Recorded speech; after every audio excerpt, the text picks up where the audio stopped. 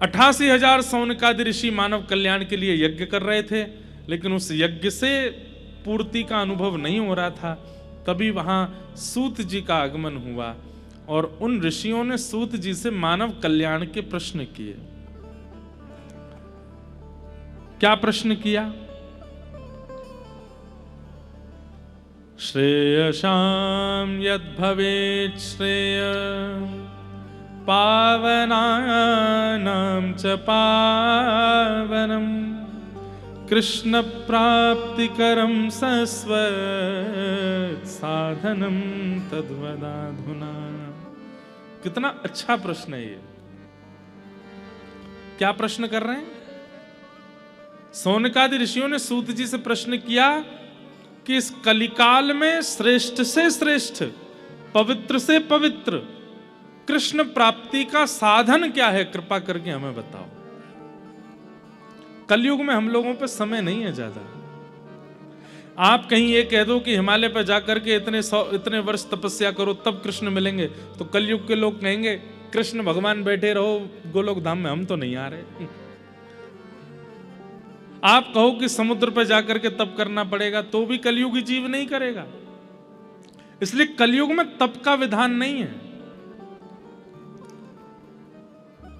सतयुग, त्रेता, द्वापर, कलयुग 4 युग हैं। सतयुग में तप का विधान है। भगवत प्राप्ति के लिए जितना कठिन तप होगा उतनी जल्दी ठाकुर जी मिलेंगे। त्रेता में यज्ञ का विधान है। जितना विशिष्ट और जितना विशाल यज्ञ होगा उतनी जल्दी ठाकुर जी मिलेंगे। द्वापर में ठाकुर जी की सेवा का विधान है। जितने रज रज के ठाकुर जी की सेवा करोगे उतनी जल्दी ठाकुर जी प्रसन्न होकर दर्शन देंगे। कलयुग में केवल दोनों भुजा उठा करके हरे कृष्ण कृष्ण कृष्ण हरे हरे, हरे राम राम राम हरे हरे, और जितने उत्कंठ भाव से, जितने भाव से, जितने प्रेम से भगवान नाम गाओगे उतनी जल्दी ठाकुर जी मिल जाएंगे।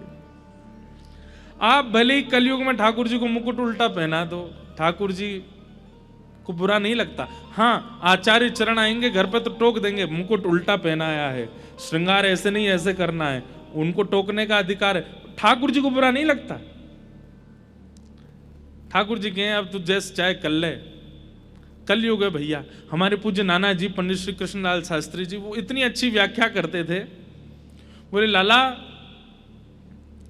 दीपावली पे पटाकिन की दुकान जब खुलेगी ना तब अगर तू जावेगो तो पटाखे बहुत महंगे मिलेंगे। और बोले जब पटाकिन की दुकान बंद है रही हो, पुलिस घूमती है ना कि बंद करो 9-10 बजे सब बंद, उस समय अगर पहुंचोगे तो दुकानदार को ये लगती जल्दी जल्दी मेरे पटाखे बिके, तो वो 100 रुपए वाला पटाखा भी 50 में बिक देगा। ठीक वैसे ही ये संसार दुकान है। सतयुग में ये खुलती है, इसलिए भगवत प्राप्ति बहुत महंगी है। कलयुग में शटर बंद हो रहे हैं, कलयुग में विश्राम हो रहा है। तो जब यहां जीव कहता मैं तप नहीं कर सकता, ठाकुर जी बोलते मत करे, यज्ञ कर ले, बोले यज्ञ भी नहीं होगा। बोले मत करे, सेवा कर ले, बोले वो भी नहीं होगी। अरे एक बार हरि बोल दे, बोले हाँ वो बोल दूंगा। बोले जल्दी बोल और मुंह पा ले। इसलिए कलयुग में भगवत प्राप्ति बड़ी सहज कर देते हैं ठाकुर जी, बड़ी सर। अभी हम निकल नहीं पा रहे हैं। अभी भक्तमाल की कथा पूरी हुई ना परसों जयपुर में, वहां श्रीमन चैतन्य महाप्रभु का चरित्र कहा। क्या अद्भुत चरित्र है महाप्रभु जी का। पूरा नहीं हो पाया, 3 दिन कहे, 3 दिन में भी महाप्रभु जी का चरित्र बहुत थोड़ा थोड़ा कहा, तब भी बहुत अधूरा रह गया। नाम की कैसी महिमा, अद्भुत। इसलिए कलयुग केवल नाम आधारा, ये नाम के आधार पर चलता है।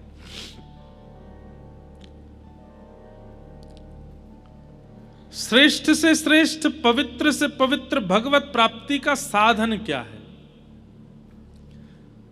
तब सूत जी महाराज कहते हैं, बोले वैसे तो नाम से भगवत प्राप्ति हो जाएगी। बहुत ध्यान से सुनिएगा सब लोग।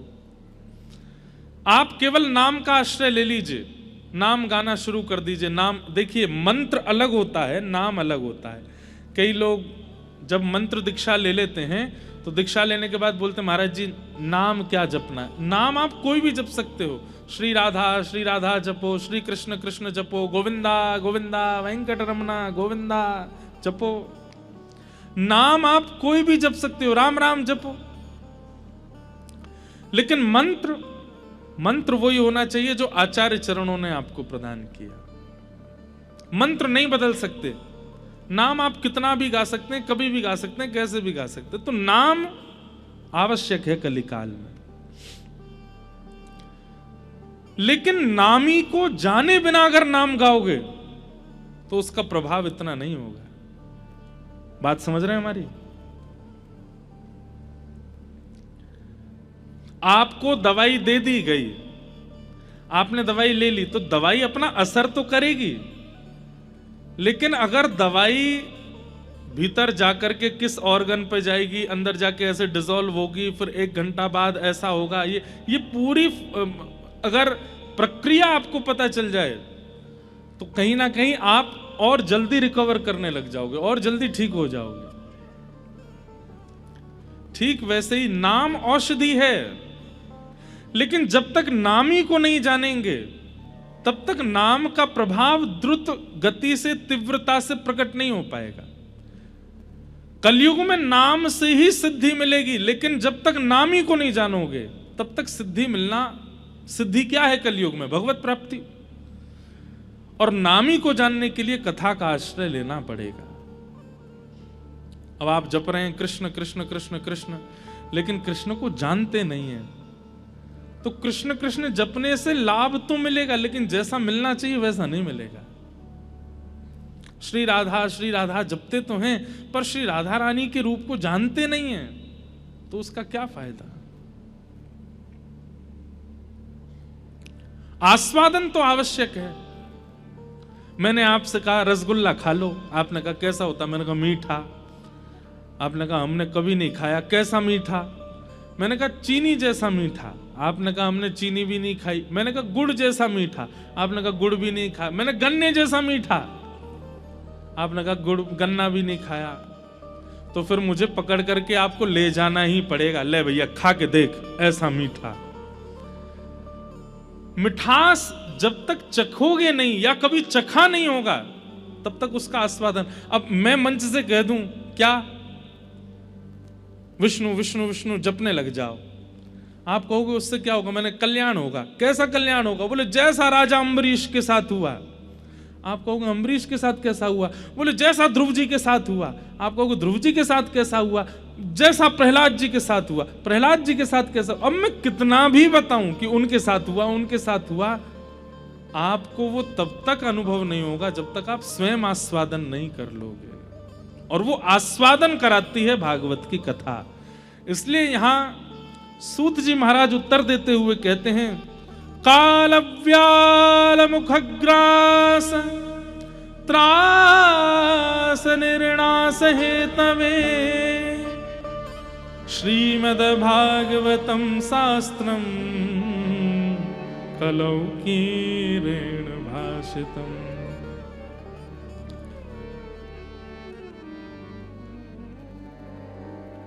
काल रूपी व्याल के मुख में, व्याल कहते हैं सर्प को, हम आप सब लोग बैठे हैं।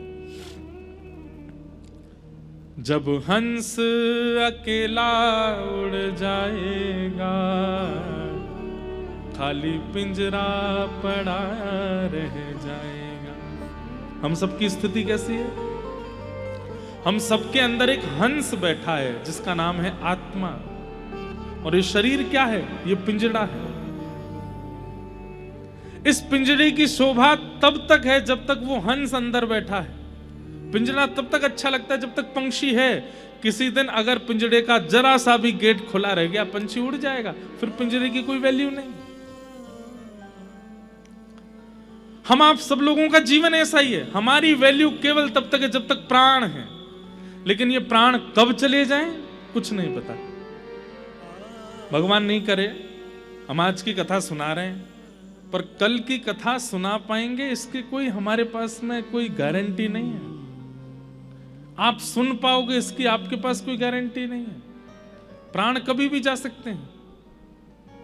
काल व्याल मुखग्रास त्रास निर्णास हे तवे।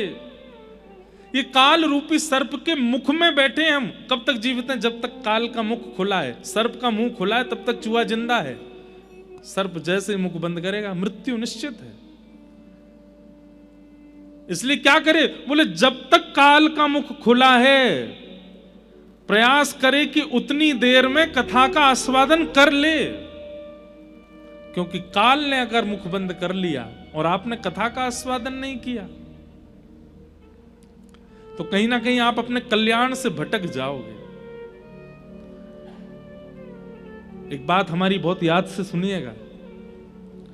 मैं और आप इस संसार में भले ही कितने उद्देश्य लेके आए हों, धन कमाना है, ऐश्वर्य कमाना है, नाम कमाना है, प्रॉपर्टी बनानी, फैक्ट्री बनानी, जो भी है, पर मूल बात यह है कि हम इंसान बन के इसलिए आए कि दोबारा हमें आना ना पड़े इस पृथ्वी पर। अगर आप किसी अन्य जीव को देखते हो ना, आप छिपकली देखते हो, आप कॉकरोच देखते हो, आप गधा देखते हो, आप किसी अन्य जीव को देखते हो, आप ये बात जान सकते हो इसका पुनर्जन्म होगा। लेकिन मानव देह मिला है तो इसका मतलब क्या है? इसको अपॉर्चुनिटी मिली है। ये चाहे तो अपने जन्म मरण के चक्कर से अभी छुटकारा पा सकता है, और उसके प्रयास में जो लग जाता है उसी व्यक्ति का जीवन सफल है।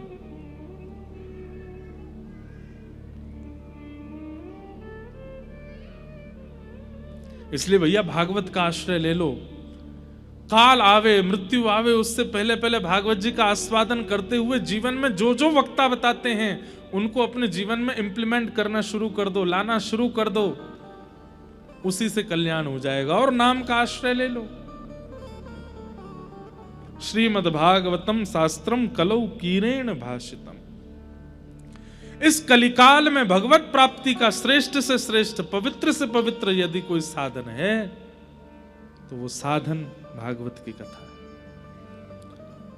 हम कहां तक कहें, 7 दिन भी बहुत दूर की बात है। 2 घंटे, 1 घंटा, 10 मिनट कथा सुनकर के मैंने देखा है लोगों को परिवर्तित होते हुए। महाव्यसनी अपनी माता जी को छोड़ने आए थे कथा में, मां ने कह दिया 10 मिनट बैठ के चला जा, कथा तो चल रही है। 10 मिनट बैठे, 7 दिन की कथा निकल गई, जीवन बदल गया। उर्दू पुंड लगाते हैं, नित्य वृंदावन जाते हैं, हर महीने वृंदावन परिक्रमा करते हैं। ऐसा जीवन, ये बदलने की सामर्थ्य भगवत लीला में है, भागवत की कथा। इसलिए सूत जी महाराज कह रहे हैं श्रेष्ठ से श्रेष्ठ, पवित्र से पवित्र इस कलिकाल में भगवत प्राप्ति का साधन भागवत की कथा है, उसका आस्वादन करो।